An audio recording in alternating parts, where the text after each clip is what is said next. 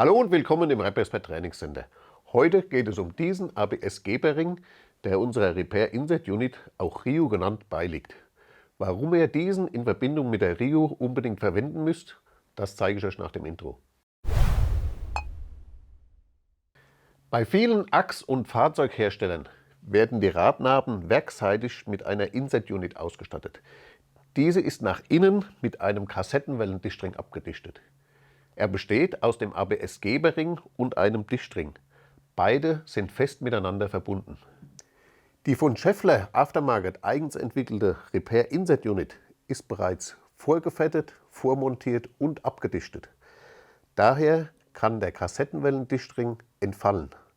Aufgrund dieser Abdichtung haben die Lager auch eine andere Bauhöhe.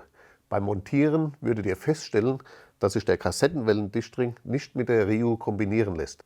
Also, verwendet bitte beim Einbau der RIU diesen neuen ABS-Ring. Nur dieser passt exakt und lässt sich problemlos montieren. Das war's aus dem RepExpert Trainingscenter. Tschüss und bis zum nächsten Mal.